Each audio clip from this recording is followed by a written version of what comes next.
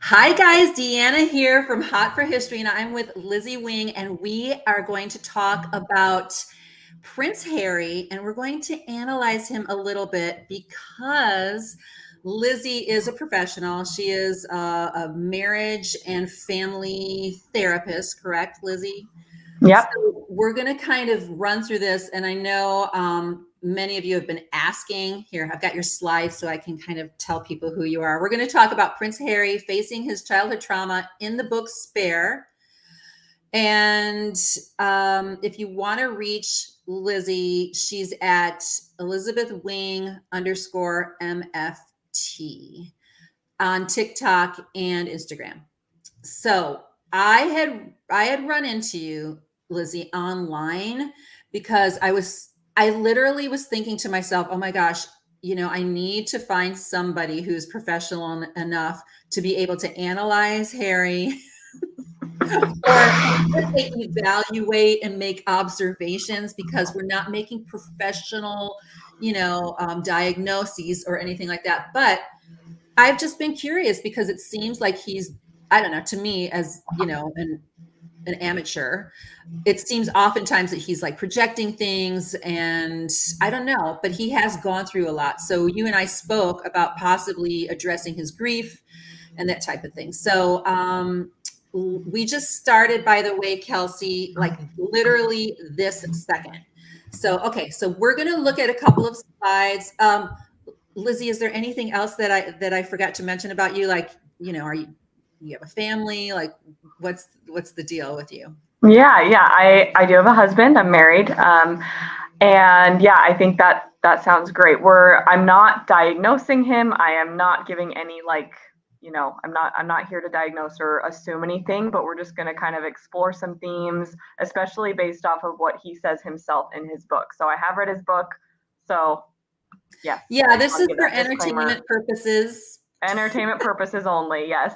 Entertainment and education. That's what I like to do, is take examples from the media and bring it in with mental health and relational health and see what we can learn from what people are putting in the media about themselves.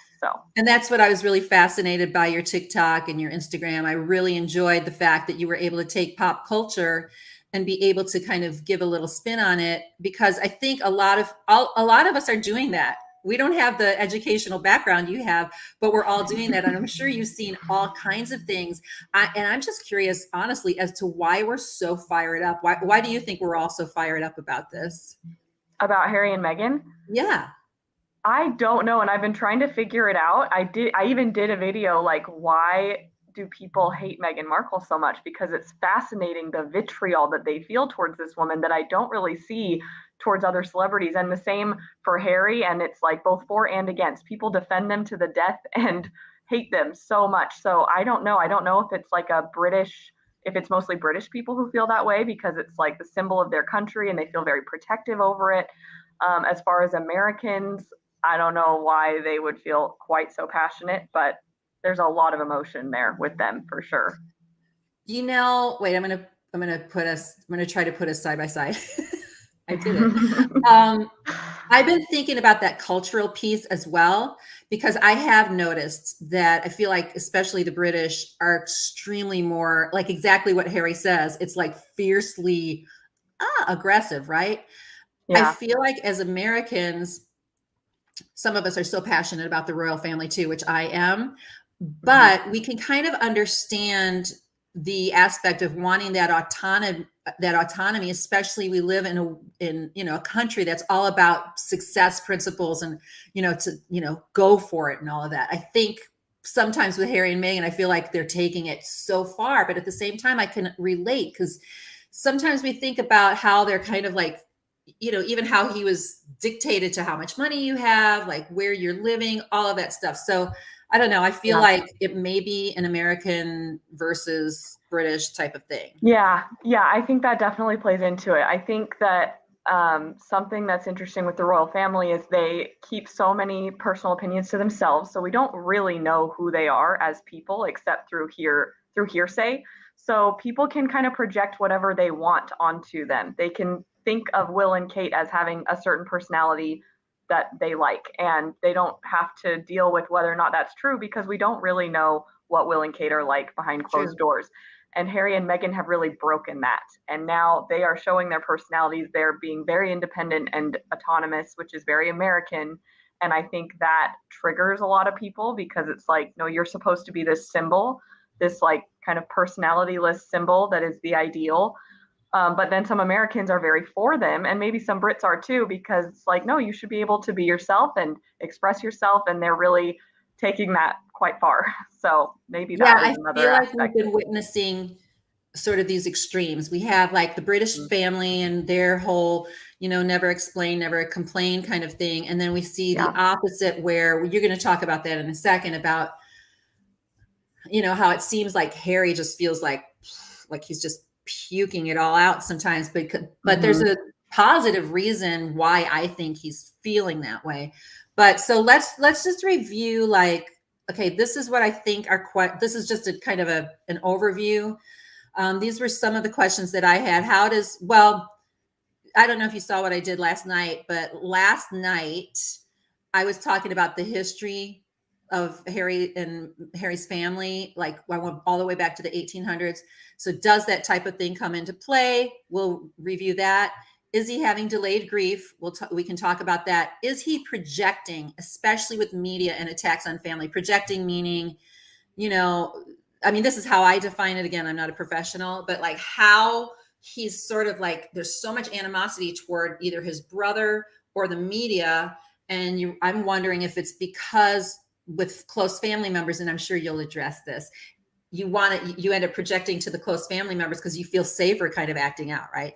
So, and then adverse childhood experiences you're going to talk about, and how I wanted to know how you think, again, it's just for edutainment reasons, it affects his marriage, and what's next for the royal family addressing, mental health. So I am going to kind of scroll through some of these slides, and then Lizzie, if you don't mind kind of running through what you think regarding this.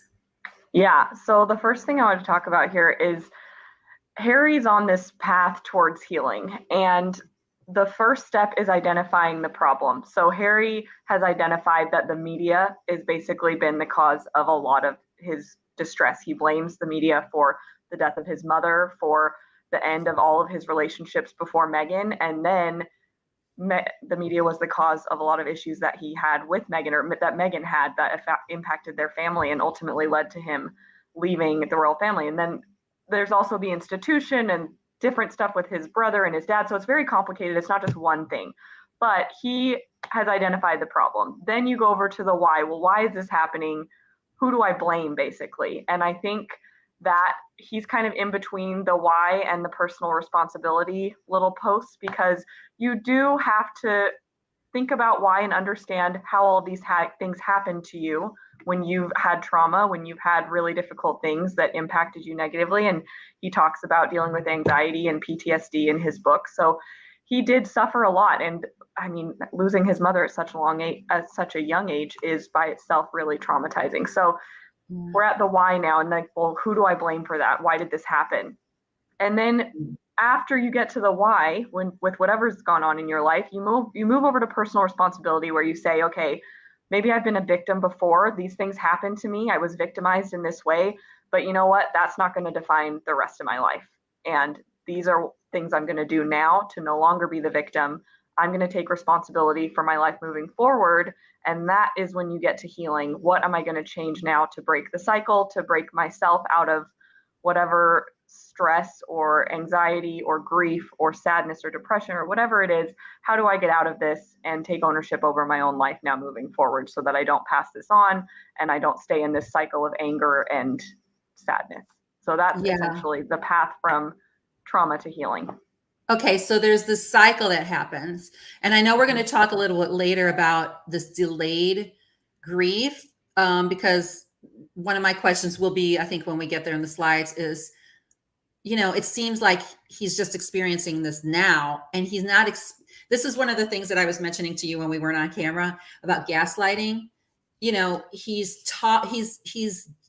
expressing so much, but he talks about the royal family leaking so much, and yet it seems like he's leaking in one way. But something you just mentioned right now, like I made me wonder about, I guess, false narratives, or not false narratives, because it may be a reality to him. But for example, his mother's death. And I'm not going to get into some of the, extreme details, but I saw somebody online ask a really great question. He keeps blaming the media. Okay. And then there's other things that could have happened. But let's say it was that, the driver was drunk. She wasn't wearing, a seatbelt, and and he says in The his book, paparazzi well, that chased doesn't him. matter. It still would have happened because of the media. Yeah. So he has to hold on to whatever he has said it is, almost like white knuckling it. Like, it doesn't seem like he's going to let go of, like, well, maybe it could have been this. Maybe it's not my brother. Like, how does that work? Like, why do they white knuckle some things? And do I need to go to the next slide? You just let me know. I don't remember what the next slide is. You can if Okay, you want. hold on. I think that, oh yeah. So basically there's when you find a narrative that basically answers all of your questions, it's very tempting to just hang on to that, because now you have an answer. You have a simple, tidy way to wrap it up in the bow. And there's confirmation bias too, because, the paparazzi was chasing his mom. Really devastating. Like, he says that he knows her last moments were of the paparazzi just flashing cameras at her when they saw that she was hurt. Like, really upsetting stuff. But then, so that's the narrative, but then it gets confirmed over and over again when his girlfriends break up with him because they can't handle the paparazzi, when he has like panic attacks because he can't do anything in his life because the paparazzi are chasing him all the time and making up stories. So I think it's a convenient narrative to not question. Like, why would you question it? The press ruin everything. That's his experience, right? The press ruin everything. So that makes sense. So why would I make it more complicated? Right. And it seems to have been his honest story, like his whole life. Like, because when he was really little, it was like, I don't know if he remembers much about when, his mom and dad were happily married, but, the divorce with his mother, and then this, and now he's saying with, Megan. But I personally, this is my opinion. Again, I'm just doing I'm doing the thing that everybody does, but is that because he's so sensitive to it, rightfully so, because of certain things, everything is magnified, because so many people have said Megan really wasn't chased as much. In fact, in some of their videos, they had to use other clips, right? So is the thing magnified in somebody who has had a legitimate experience in that one thing and trauma in that one thing? Yeah. And then it's magnified in the now, even though it's not that thing in the now. Yeah, absolutely. And I think that is a symptom of, like, he states that he was diagnosed with PTSD. And I think that makes perfect sense, because the press would be a trigger of his PTSD because it's so tied to the death of his mother. And he knows that his mom was hounded and that it really affected her life and her happiness. And so I think, yes, his sensitivity is always on high alert with that particular topic, because it is so closely tied to the biggest trauma that happened in his life. Okay, and I don't mean to, because I know you've got a lot to cover here. I'm going to put a question up in a second, but one thing that I'm wondering, see, I'm an amateur, but I've been through a lot of therapy. So one thing I'm wondering, sometimes they say that even though there are certain things that are uncomfortable, if it's a pattern in your life, in order to get rid of it, it's really hard, because even though you need to get rid of the thing, it's so familiar to you, the trauma, that you continually choose it. So I'm wondering if the very fact that he chose like a woman who was in the media is because he is predisposed, even though he hates the media, it's familiar to him. Yeah, that's interesting. That could definitely be. I think it could also be, I kind of got the vibe from some of his interviews that he's accepted at this point that he can never fully escape them, because as Diana's child, he will always be of public interest. Yeah. So he's just going to play their game now.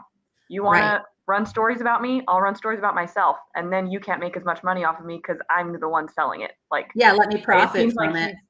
Yeah, like, if you're going to profit from it, I should profit from it because it's my life and my story. So it seems like it's almost like an angry reaction. And as far as choosing Megan, I think I mean, it's a lot of factors. Yeah, it definitely could be just familiarity, but also she wasn't scared off by it. And because she Right. sought it out, she sought out a career in the public eye. She wanted the fame. So she was a good fit for him because she could handle it as much as anyone could. I mean, it sounds like she struggled with it too, but she could handle the amount of public interest and all of that in a way that none of his other girlfriends could. Right. Lizzie, I'm going to show a question and then I'll try to be quiet so you can kind of go through these slides a little bit. But this is from, I always thought that this is from Judith, but I always was of the impression that, wow, he should really go to therapy. But apparently, and again, that's judgmental on my part, but it just seemed like he wasn't really getting it. And there were a lot of, literally, they would come out and say, oh, the royal family doesn't give them any kind of therapy or anything. But I've also heard that Harry's been in therapy. We don't know for a fact, but he's been in therapy for years. So he could do so much good rather than wallowing in it. And then that's the other thing is the sort of the cycle. I call it a loop. Again, I'm not the professional. I'd like to hear what because we were just talking about the narrative. Is there a loop that they can't kind of get off? It's like a Ferris wheel. Like, how hard is that to kind of, get off? As far as just talking to the media, sharing their story, all of that. Well, him repeating his same story that this is the way it is. I'm going to repeat it.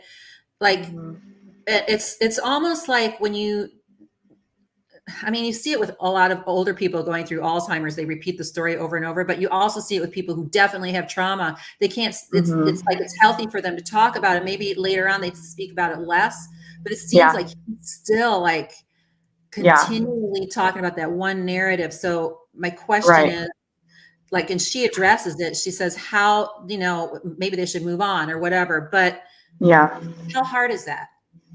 That's a really great question. So first of all, I had a couple of comments on my videos too saying, oh, well, he was in therapy as a child. He was been in therapy the whole time. He does not say that in his book. In his book, he says that the first time he goes to therapy, or at least the first time he mentions going to therapy, was at age 30. So that was 8 years ago. And he's had all this buildup of trauma. His mom's death, he served in the wars, like he's gone through a lot. So I don't think 8 years processing all of that is a crazy long amount of time. If it's true that he didn't go to therapy till he was in his 30s. And even if he did go before, he's pretty clear that he was not capable of tackling it and unpacking it all before then.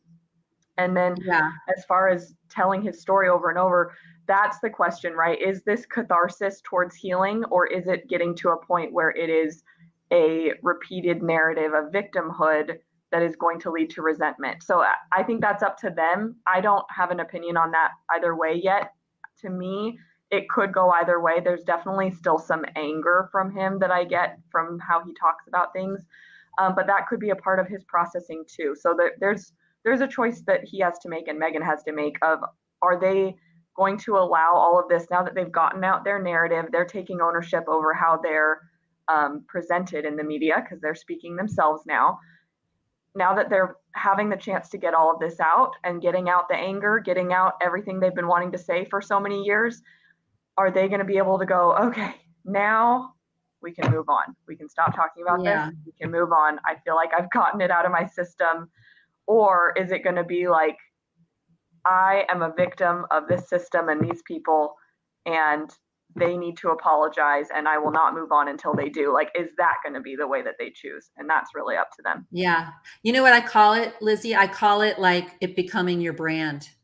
Is grief and whining, and like, is it hard to move from this place where like this has become your brand, trash talking the royal family and being the person that's on the outs, being the spare, being the second? Like, how do you, like, I had an experience like that, which I won't go into because it's not about me tonight, but I remember having kind of an epiphany one day, and I was like, that doesn't need to be my story anymore. That doesn't need to be my brand anymore. I've worked through that, and repeating it consistently. Yes, it will have its place in time or for certain people, but it doesn't have to be my thing. So getting back to this grief thing, so there's a pattern. So in my mind, again, I'm not being as compassionate maybe as possible, but it seems like it's kind of a long and very delayed I guess I'm looking at the grief cycle, which I'm not really reading because my eyes are enough, but it just seems like it's so delayed. Like, what do you Yeah. know? Yeah. Well, going back to the slide before with the path, he, the identifying the why and figuring out what is to blame for your situation, what is to blame for your pain, that kind for a lot of people, that needs to be heard and validated before you can move over to personal responsibility, which is why going to therapy can be so helpful, because someone is finally saying, I hear you, I see your pain is valid, what you went through was hard, you're not crazy, you're not overly sensitive, you're not being weak, all the things you need to hear to be able to kind of put that to rest and move forward. And if you feel like, because Harry did feel like for years and years, no one really got it, or he was being told to kind of just buck up and carry on. So his pain wasn't being listened to, it wasn't being validated for a long time. And only recently, I guess he started going to therapy in his 30s, and then now he's in a secure relationship with his wife. Only in these last few years of his life has he started to get that validation of everything he went through. And I think that's really important, because that will allow him to get to the place where he can be like, okay, everyone's heard me, they hear me, they know now, and now I can like move on. But as far as the grief cycle, so he says in his book that Harry did not and could not accept that his mom was dead until he was like mid-20s. So he believed that she was still alive. He even references magical thinking. So he came up with these kind of elaborate stories for where she might be and how she had planned this disappearance on purpose to get away from the press, and she was going to come back someday. So these stages of grief, like he stayed in denial for a really, really, really long time. Yeah. And another misconception about the grief stages is that it's linear and you go from denial to anger to bargaining, but you can bounce back and forth and start over here and then go back over here. So I definitely saw all of these stages in his book. He kind of talks about the denial for a very long time, and then he talks about the red mist that comes over him when he gets angry, and he references that several times throughout his life. He'll just feel this red mist come over him, and it's almost always tied back to his mother. And then he had periods of feeling super anxious, which is close to depression, a little different. And then the bargaining, like, oh, well, she's not actually dead, she's just over here, she's just doing this. And then finally acceptance, which he did not get to until he was in his mid-20s and saw photos of the actual crash. So wow. Yeah. So a lot of that's also, it seems like it's in the head rather than, maybe that's why he kept saying he didn't cry. He didn't cry. He didn't cry. Like he was, you're just swirling. I'm going to take a couple questions and we'll go on to the next thing. One of the questions, and again, we've got slides, but we might be like bouncing back and forth. I find this question interesting because, I mean, he just brushes upon maybe trying substance, maybe trying, pot, maybe trying, mushrooms or whatever. But I mean, I think a lot of people are wondering if there's like, I mean, we don't know, but like, what about the substance abuse thing? And what if, like, I don't know what I'm trying to ask, but there does seem to be some type of, I don't know, addictive behaviors, even in the way that he's talking. So how does this play out in here? Or is that on another slide? I don't know. Yeah. I did notice in the book, he quite regularly mentions getting super drunk and smoking a lot of pot and going out with his friends. But the thing is, it's always in like a socially acceptable context. And alcohol is bad for you. Alcohol is poisonous to humans, but societally, it's very accepted as a coping mechanism, as a societal, like a social lubricant. So the ways that he drinks and smokes pot, like he does talk about it helping him feel good and kind of escape, but I didn't see anything to where it sounded like he couldn't stop drinking or was drinking to excess or was lying about it to other people. Like all of the warning signs that would go up for alcoholism were not coming up. Granted, this is his own telling of it, but I don't know if that's like, it didn't raise any warning signs, except it did make me think about like, wow, we've normalized using alcohol as a kind of Band-Aid so much that he was able to maybe use that like as a little bit of a Band-Aid for a while, but it didn't sound like alcoholism to me personally, but I don't know. Right. I will say that what I know with the history of his family, there was a lot of nicotine addiction in the past. And then, I'm just saying throughout, his family, they drank a lot. And Charles, I'm not saying that he drinks a lot, although I know he has some issues with his hands. Drinking is a regular, I mean, the Queen, amazing. She lived so long. She had like at least like, I think 3 cocktails a day. Like they talk about how she, Yeah, but it was like social drinking. I never thought of her as drinking so much. But there is totally. that, like it may, like you said, be cultural that they just, they're at the pub a Yeah. lot. Like it's just a different type of thing. Yeah, But we drink a lot in America, but they take it to another level in Europe in some ways. that is true. Like I guess if you're going to the pub every single day, maybe some places aren't. But I've been into those pubs, and yeah, it can get a little wild. But Yeah. so anyhow, I was just, and then the other thing about addiction is that I've seen people, and again, this is not necessarily an addiction video tonight, but like they can project, like when they stop drinking, or because he was a smoker, they can project that addiction into something else. The addiction of maybe saying the same thing over, the addiction with media, like the addiction with getting, because I know from being in the entertainment business my entire life is that there's a sort of high and adrenaline rush when you're in this entertainment thing. And like when you start coming down from that, you want to be in the limelight again. You want to be in the limelight again. And I don't know, some people would call it addiction, but it's like you replace one endorphin rush with another. That is just my wondering. I'm wondering about that. So anyhow. Yeah, that's a really interesting thought. Okay, so we got the slide. Yes. Okay. So this is about the multi-generational transmission process. And that's just a fancy way of saying, like, basically families pass down patterns of behavior. They can pass down addiction, just like you can get, cancer passed down, or diabetes, or a health condition. Patterns of behavior are passed down too. So if your grandfather was really cold and abusive, there's a good chance your father was too, which is a good chance that you will be too. Granted, of course, everyone has the opportunity to break the cycle and be different, choose differently, but there's a something called neuroplasticity and epigenetics, like the way that your brain functions impacts the way, or the choices that you make, and the things that happen to you actually get written into your DNA and passed down to your children. So the reason I brought this up with this topic is because Harry in his book mentions how the Queen and Philip were kind of cold. They weren't mean parents, but they were very, very reserved. They were not super physically affectionate. And there's this famous story of how Queen and Elizabeth and Philip went on this 5-month-long trip. Yeah, and came back. I think we're all over. Yeah. Yeah, they were gone for months. Charles was a very young boy, like 4 or 5 years old. And when they came back, Elizabeth greeted him with a firm handshake to her There's little actually 5-year-old boy. Video of it when she gets off the boat or train, and like and Charles is trying to kind of get to her, and the Queen Mother's basically the one holding his hand the whole time. So they were, they were very, so yeah, there's definitely, I kept saying, isn't she going to pick him up? Isn't she going to give him a hug? And nope, it was like, let's just move on. Hello, Charles, how are you? So so very formal. So then my question regarding this, because I find this really interesting. I've always interpreted Harry as being,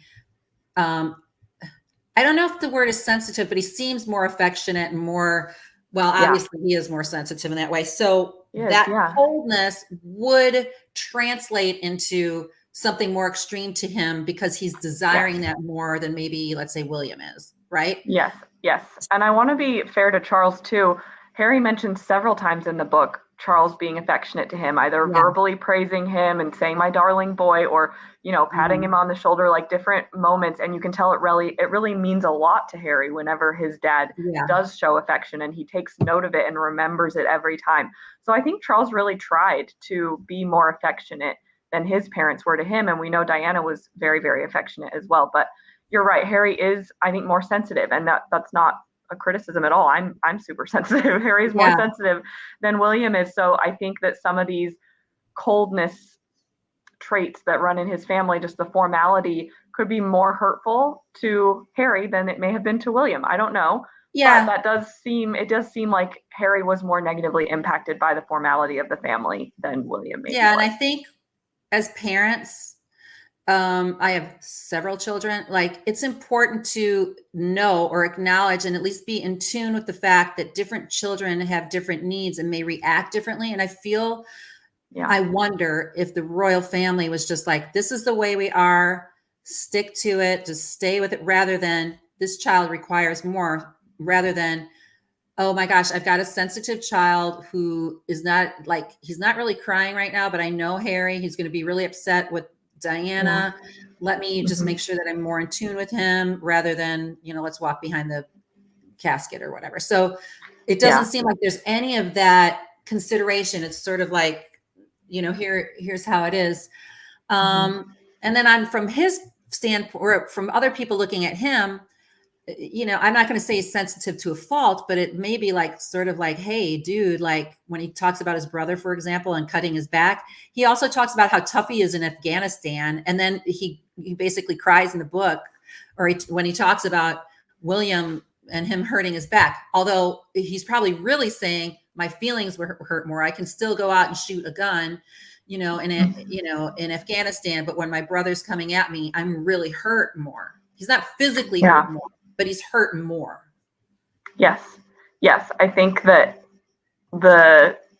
what we culturally accept from men is a lot of these physical, violent, outward expressions. And Harry definitely has that side to him. He was in sports and then he served in the military, but he is very impacted by these emotional experiences with his family. He's very hurt. He talks about, similar to what you're talking about, when he is having a panic attack after a speech or right before a speech, and William kind of pokes fun at him and like cracks a joke at his expense, and Harry's super hurt by it. He's like, why would he make a joke about that? He knows how hard this is for me. Like, he really needed more nurturing, I think, than what his family was able to provide. And I think that some of this, what people are like, oh, he's whining, he won't shut up about this, I think it's him kind of trying to get that acknowledgement and validation that he didn't get from these family members who he knows loves him, but at the same time, they weren't always listening or meeting his needs in the way that he needed them to be met. Yeah. And it doesn't seem like, I'm going to put this comment up, or it doesn't seem like he had really great counsel, because sometimes he does these things that are like, wait, did you talk to somebody? Like, he's talking about how he brags about, the war. And then he had I didn't get that impression, by the way. It didn't sound like bragging at all. He was just sharing his experience and kill people and more. Yeah. And so, I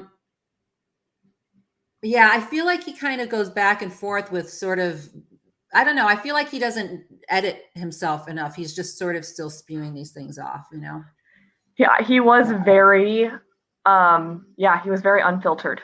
He has been very unfiltered. And I think that it's like cathartic for him. That's what we were talking about before. I think he just is like, oh, I can finally say everything. I've been told never to say what I think for so long. And I wonder if it's almost like a little bit of a delayed learning experience, because most of us are saying what we think about everything as teenagers and young adults. And we learn through feedback when to filter and when to let it out. And he never had the opportunity to let it all out, really. So now he's just saying everything. Yeah. And maybe it's another example of how, as Americans, we talk about our feelings more. And I do think it's possible that, like, what I'm wondering with him with the emotional thing, like, I do think obviously he's more sensitive, but I'm wondering if also Meghan is so into that whole thing where it's like, oh, we have to express our feelings all the time. We have to. I'll tell you, like, for myself, I used to be like that. Like, you express it at all costs. And then I had, again, another epiphany one day. I don't have to be an open book. I don't have to say everything all the time. I can observe things and hold those thoughts. It's not necessarily like Kate says, talk therapy doesn't always work. It doesn't necessarily always work. I do think with Harry, it's probably really helpful, but couldn't, some of the stuff may have been better in a journal. Some of it may have been better speaking to his therapist. I mean, I don't know. I don't know. So Did I move the thing too fast? Let me just see what's no. That's the other slide. I think we got through it. Yeah. Okay. Okay. You want me to cover this I one? have to tell you something funny. I'm sorry, I'm not going to put it up here. You guys, they're talking about the teeth brushing in different in Sussex versus I also brush my teeth at least twice a day. Okay. Mhm. We Yeah, won't we have get high into dental standards in America, that's for sure. England's okay. just about caught up though. They weren't on the orthodontia train as early as we were, but I feel like they're No, catching up definitely now. not. They're getting there.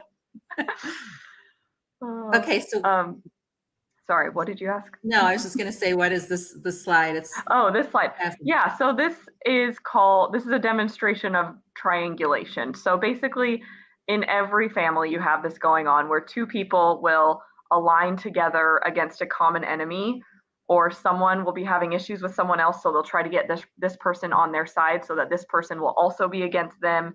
And it happens all the time with divorces. Moms or dads will talk to their kids and, your dad's doing this, and it tries to get the kid against the dad or vice versa. And we see this a lot. We see a lot of triangles happening in Harry's family. So for example, Charles and Camilla, right, against the kids, or the kids against Camilla, or now it's Charles and William against Harry, or Harry and Meghan against Will and Kate. There you see all these triangles of people kind of aligning together against this person, or two people against another one, and it's just a lot of conflict. And the way out of it is to learn how to be less reactive, which we'll talk about a little bit later. But you Yeah, can and stop participating in triangles, but they never fully go away. I mean, as a mother, even today, I noticed a triangle in my family. Yeah, Usually, they're in the every guy family. kneeling, that's usually me on the outside of the circle. Like mom did this. Yeah. I understand. And I was telling you before, I think I see this a lot with like teenage girls. It's like, like I always tell my one daughter who's like 17, I'm like, listen, if you're going out with two other girls, are you guys close? Like, how is it? Because we know how, when you're out hanging out, like the two girls and then the other one can kind of fight. So I'm always careful with threes myself. So Yeah, and this is why threes are hard. Yeah. Okay, so this is just some education on trauma. So ACEs are adverse childhood experiences, and they're all listed here. So physical, emotional, sexual abuse, emotional and physical neglect, and then household dysfunction such as mental illness. If you have a family member in prison, a mother who's been abused, substance abuse, and divorce, those are all examples of ACEs. And basically, the more ACEs you have, the likelier it is that you will have health problems and mental health problems. So physical as well as mental health. It's more likely that you will turn to substances. It's more likely that you'll have liver disease, lung disease from smoking, suicide attempts, depression, all of that. And wow. Harry, his mother, well, his mother was abused in a way. I mean, he definitely considers it abuse from the press. And then, he had divorce. I don't think he has any abuse per se, but the trauma of losing a mother would definitely count as an ACE. So he's got a few. I don't think that he has 4 or more. So he doesn't fit in this category on the right, but I still thought it was helpful information for anyone out there. Lizzie, is this the type of thing where people can have, or is it PTSD that does this, where you can have then stunted like psychological development, where all of a sudden you could be a 50-year-old man that's still stuck at 12 years old, like the time, or at least in some areas of your life, just stuck in that spot, Yeah, absolutely. Yes, that can definitely contribute to that. It impacts kids' performance in school. They're going to get worse grades. They're going to have a harder time with relationships. They're more likely to repeat some of the patterns that, like we talked about before, came from their parents or grandparents passed down. If there was abuse, you're more likely to either be a victim of it or a perpetrator of it. So it's tough, but you absolutely can get out of the cycle. You can break through it if you get the right treatment and take ownership of getting yourself help and care. Then this doesn't have to be you with right. all of those And horrible health impacts. okay, I'm just going to put this up here and then I'm going to kind of talk around her comment. Here's the thing. Is it possible? Because Harry talks about how like he was in class. He couldn't do any of his work. He didn't know what was going on. He was called stupid a lot, blah, blah, blah. Wait, I'm hearing something. Okay. Is it because, like, in other words, was he sort of like, it would be hard to focus after a mother's death. I'm just going to say, Yeah. like, you know, I've had some recent deaths, and, you know, I'm an older and they were older, and it wasn't shocking, but it was, Yeah. and it was hard. So he, according to the schedule in his book, he lost his mother in August. I think he was back in school like in September, October, or something like that. He was like traveling into Australia, you know, to go out for the first time, or not Australia, South Africa, like in November. Like, in other words, he was in the midst of this shock when he was supposed to be focusing on, sounded like a pretty intense academic schedule, and then trying to be the perfect prince. Like, what can that do to a person? Because, in other words, was he told them, did he tell himself, okay, I just have to move on, keep on, just ignoring it, where other people may have been given the luxury, or at least the attention, to be able to go, I'm not, you know, I'm going to keep him at home a little bit. I'm going to keep an eye on him. No, like, let's process this. We still have a lot of work, you know, like, it doesn't sound like that happened. No, it does not sound like that happened. I think the culture of the time and also of the family, it's pretty clear it was pick yourself up by your bootstraps and get back to work. And I don't know, like, the whole therapy, you know, have your children go to therapy if they lose someone, like, that's very, very new. That's in the last maybe 10 years that people are willing to send their children to therapy unless it's a very dire circumstance. And especially British culture, I think, is even more resistant towards therapy than American culture has been. So yeah, even, and some people have said he was in therapy, he was put in therapy. I don't know, but even if he was very clear he was not ready to deal with it, and I was just going to say that. That put back in school, and and it's like, he was in shock. You spoke about the adverse childhood experiences. From my experience with my kids who lost parents, because, you know, 5 of them are adopted, and some of them had very traumatic experiences.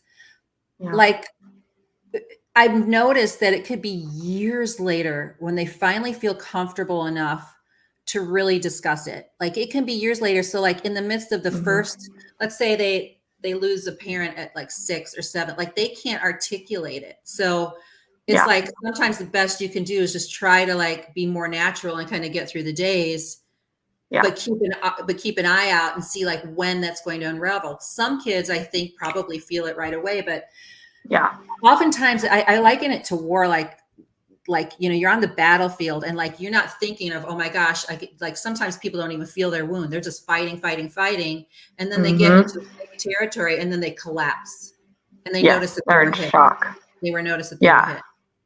Yeah, absolutely. Yeah. So that is the body's way of protecting itself, right? It knows that you can't stop fighting and collapse because you're hurt, because you're still in danger. So your body's sending you these chemicals to, like, block the pain until you have the opportunity to actually rest, and then that shock will go away, and then you'll feel the pain. And I think that definitely applies to what happened with Harry. And remember, like, he didn't even believe his mom was dead. He was so shaken by it that he could not believe it. So he would not have been able to process and put away the grief when he hadn't even accepted that it was happening. So I think that is absolutely a good analogy for what happened. Like, he had to replace his grief with hope. And you know, he talks about the ping-ponging ideas in his head. Wow. And so what's this differentiation thing? Differentiation is the key to all peace in your life.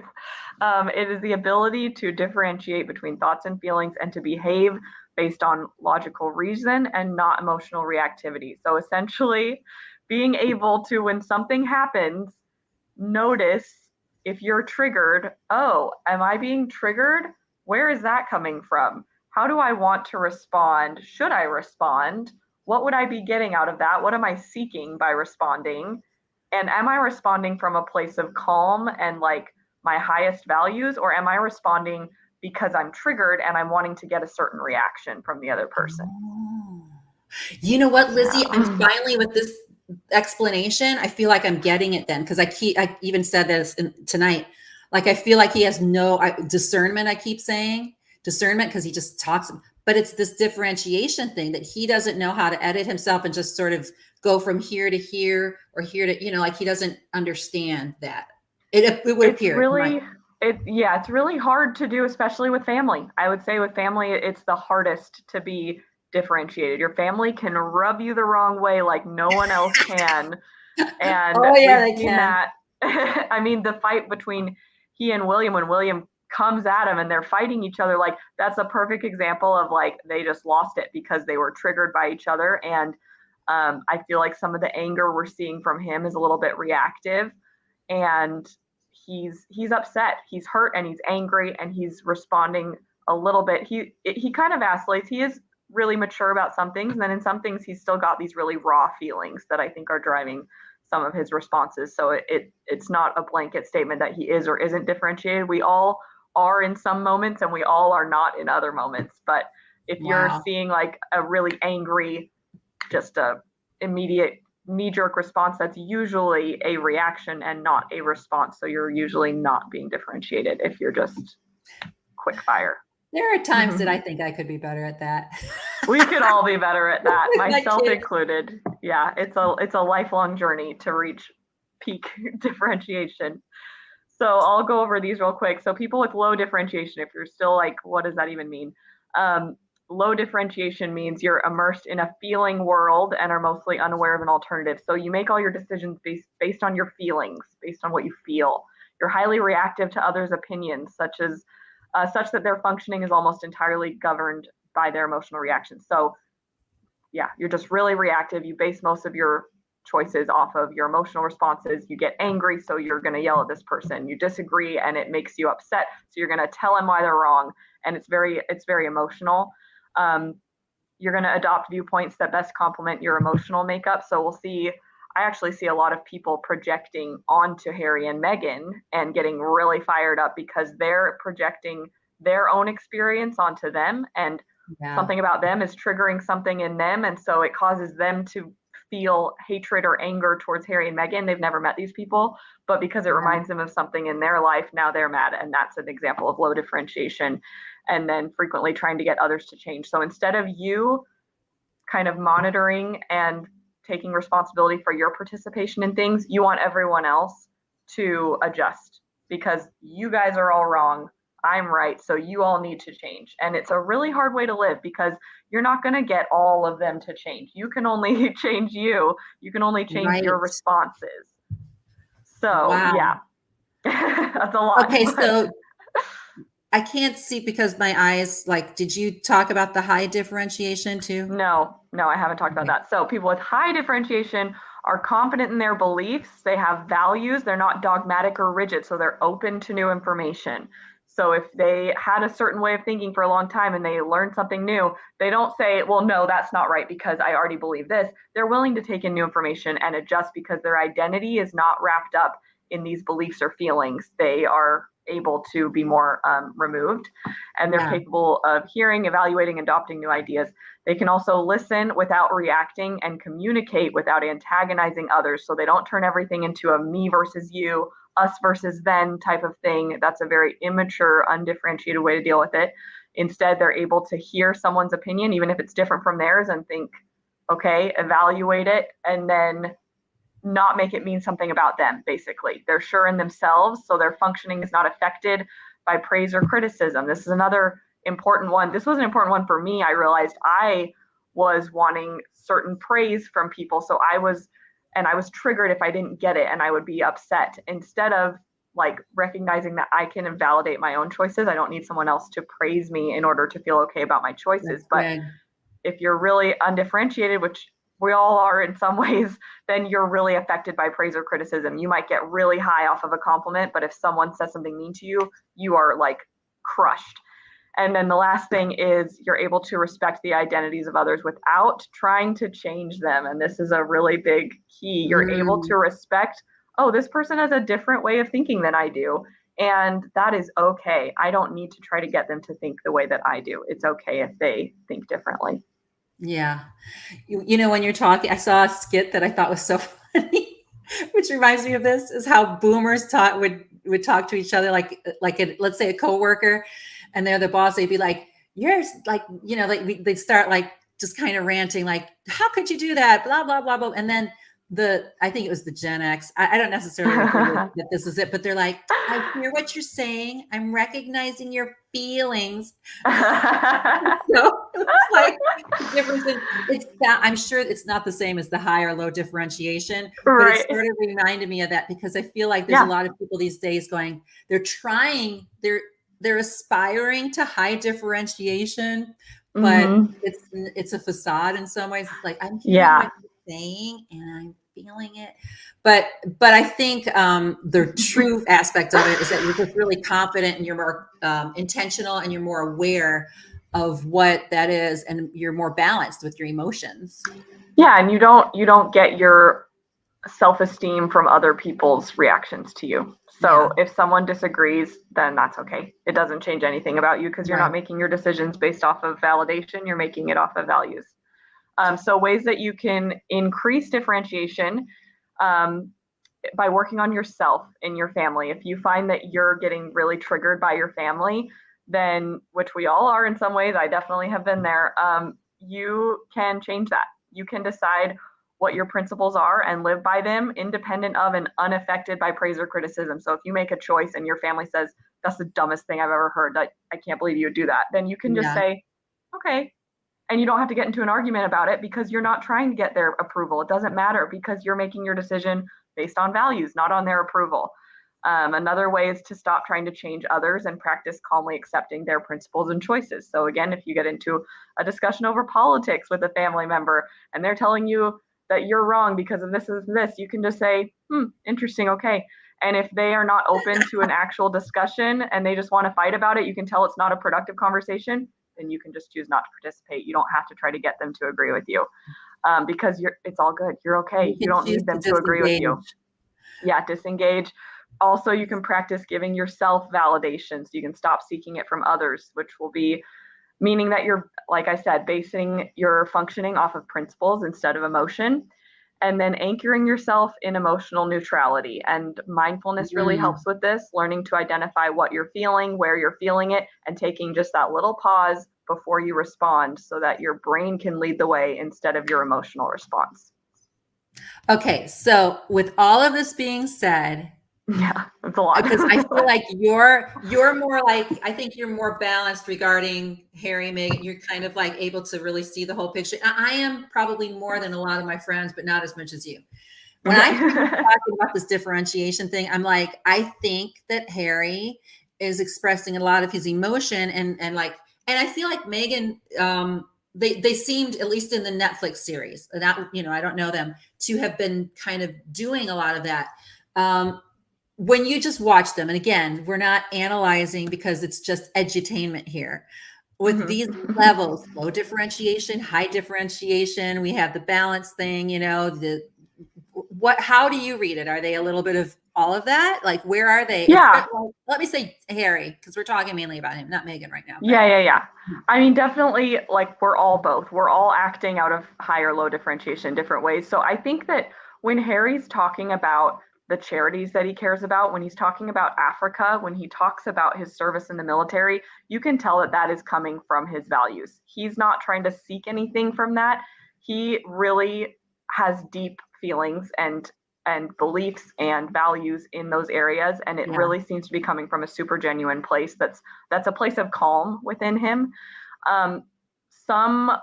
Definitely with the press, that would be a good example of when he's talking about the press, it's definitely more angry, and that's fair, you know, it makes sense given his life, but he definitely seems more angry and more responding out of emotion when he talks about the press and their treatment of him and his wife and all of that, because it's just so wrapped up in his trauma. I think it's hard for him to be neutral about it.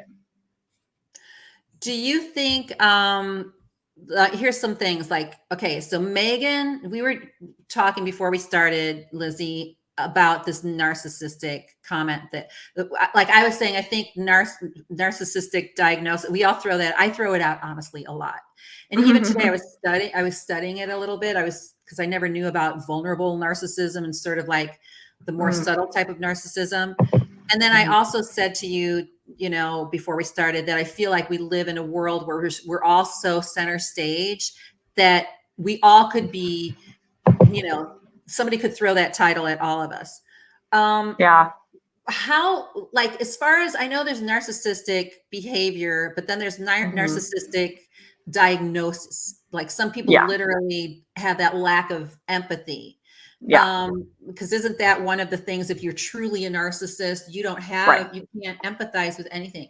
So in your observations, again, just not that this is a diagnosis, like, why do you think people are throwing out, especially the narcissists, I guess, label onto Megan, and even sometimes onto Harry? Like, what do you think that is?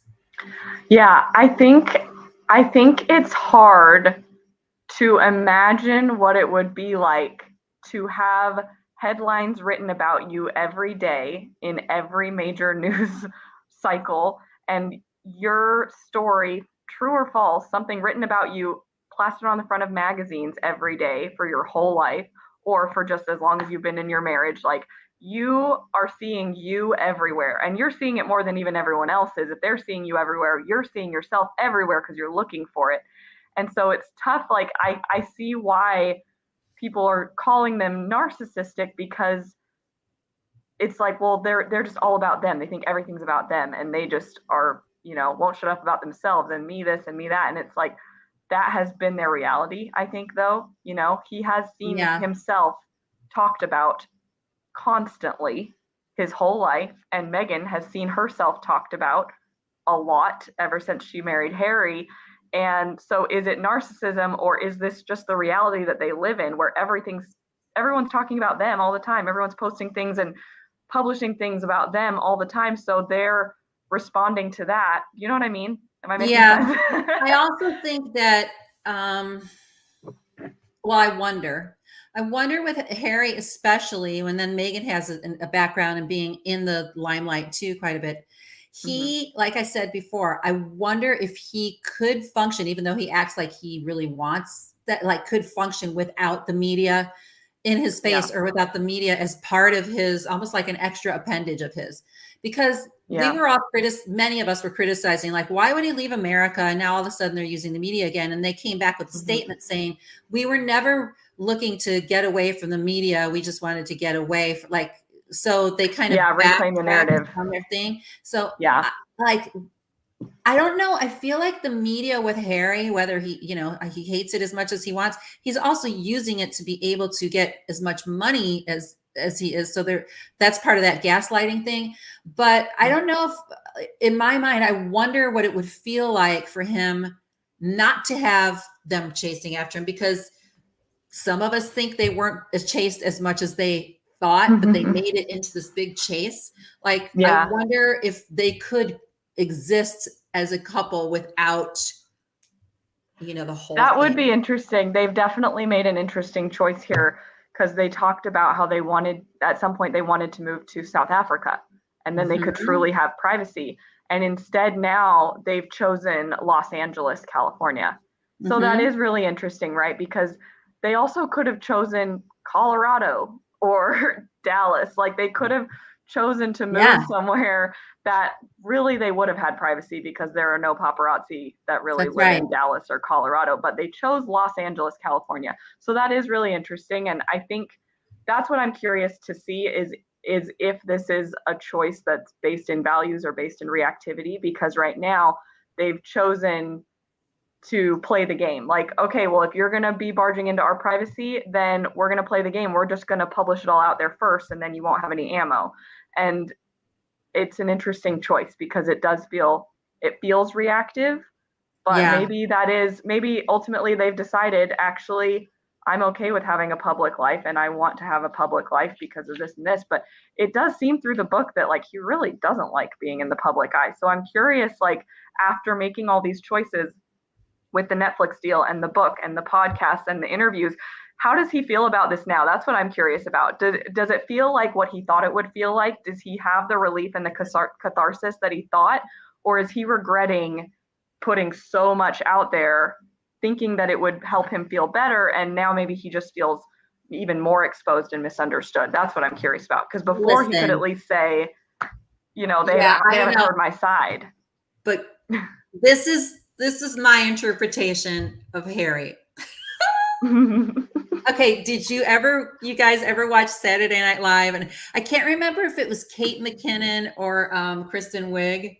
I think it's Kristen Wiig, where she goes into that room and it's like the 40s and she's like, "Don't make me sing. Don't make me sing. Don't make me sing.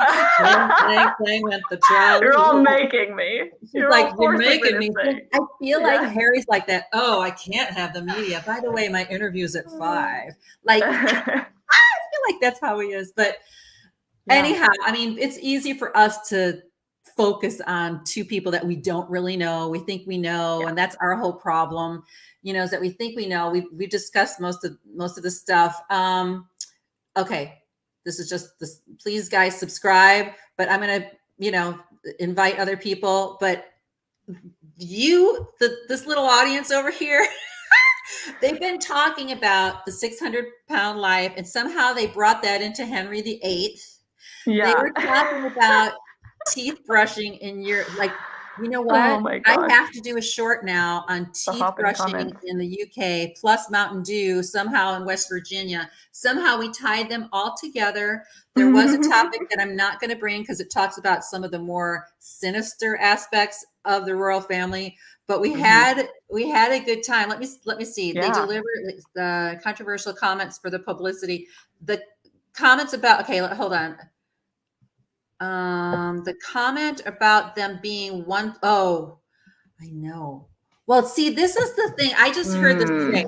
They deliberately say controversial comments for the publicity. Now, I want to address this, Brian, because, and I don't know if this is really a psychological thing or more of a media thing. I want to know if Harry, like when he wrote, he got his deal. Okay. There would be no media company in America that would turn them away. That would be obvious, right? But in my opinion, they called the shots. They didn't have to say, "We will make it a tell-all." There are so many different angles they could have gone on with this book and with their media. Yeah. What was that? I'm hearing a buzz. But they chose this. So my question says, so when they say, okay, you know, maybe we're still going to be royal or whatever, but they want to promote themselves. They want to be in the media. And like, did they have to say that? Did she really think like, hey, like, I thought that I didn't ever hear them say it. I thought he said in his He was book, quoting someone else. Somebody else said it. Yeah. Yeah. I just listened to that part of the book today. Actually, he was quoting someone else because when William and Kate had their second child, he was interviewed about if he felt bummed that he was further down the line of succession, and he was like, "That's so gross. Why would I be thinking about that?" And then the interviewer said, like, "Well, you're just one plane crash away," or that someone had said that to him at some point, and he was put off by that. So right, there's a rumor out though that Meghan said it to some of her staff, but interesting. Okay. Okay, so do we have any more questions here? Okay, Lizzie, before we go, I have one more question for you as a marriage family therapist. First off, you can, let me try to get the slide again so I can show them like how to reach you. My question is on their marriage. Like it's a lot for a young marriage to kind of deal with, you know, like, I know we can't project this kind of stuff, but what are you seeing, and what advice would you give to somebody like this who's dealing with this all this stuff? Like, it can't be good. They really do seem they love each other and they care about each other and they're aligned on their values. Like it seems like Meghan is giving him everything that he needed. She's very affectionate. I don't know if you've noticed, but like in all of the clips, she's always rubbing his back. They're holding hands. She's very, very affectionate towards him. And I think that that's really sweet because that's obviously something that he craved for a long time. The whole rift with his family is really hard. That would be really hard. However, Harry doesn't blame her for it. And that's why I think they'll probably be okay. The way that Harry has talked about it is that maybe marrying Meghan was a catalyst, but all these things were already brewing beforehand. Like he was already having issues with his brother. He was already not loving being in the British press cycle and all of that. He was already not sure if he wanted to be a full-time royal. So all of those things were kind of amplified and brought to the surface by Meghan, but it's not like Meghan started it and he was just straight on track loving royal life before then. And I think that's why that they can be okay. But my advice is like they would need to be just making sure that they're aligned on all of their actions and that one person isn't sacrificing their values to go along with what the other person wants. So just making sure that they're making decisions together, and then also being careful about what meanings they're making of what happened. So are they building any resentment towards each other for anything that's happened, or are they getting everything out in the open and being really cognizant of how they write the narrative of what's happening in terms of their relationship and each other? Yeah.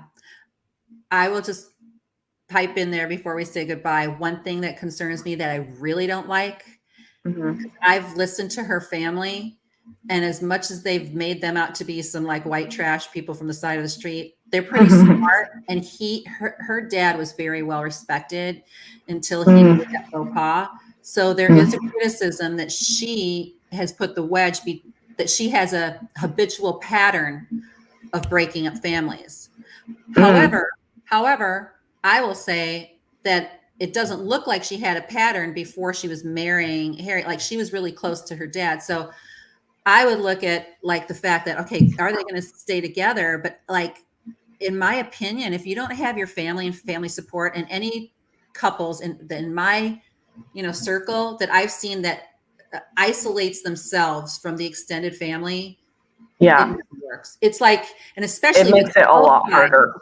Both sides. If it's one side, like you have the dysfunctional thing, and then you cling to one side and you still have the support, it's fine. But like when you're, and I tell my kids, if you're ever with a guy or with a woman who's going to take you out from your family because they just want full control, like that is like, So that would be my concern, and that's my observation. Okay, so let's absolutely. That makes it a lot harder. Listen, guys, please follow Lizzie. And this has been really fun. You've been so helpful, and this has been a blast. I appreciate everybody. I don't think I shouted this out early enough because I pre-scheduled this out. But this was one of my favorites. Like I really enjoyed kind of diving into this because I've really been wanting to think about like, well, why is he doing this? And what is he doing? And I don't know what's ahead. I don't know if he can stop or if they're going to continue. But in my opinion, shift your brand. Don't make this your brand. Go on to something else. The Invictus. Yeah, they're at a crossroads. Yeah, the Invictus themes would be really exciting for us if they're really going to be focused on other people. Maybe, write about the beautiful aspects of being in the royal family and all that. And I do hope, for the sake of their family, even though obviously we know that the royal family is dysfunctional too, I do hope that King Charles gets his son and his, because it seems like that's what he wants. He wants his boys together, and I really hope that William, because like I said, I'm a fan of William and Kate. I really hope that they all can reconcile this, but I don't know. I do too. And I hope they do too. And thank you so much for having me. This was so fun. I loved it. This was so fun. We'll have to do it again sometimes. Yes. All right, everybody. Good night. Bye.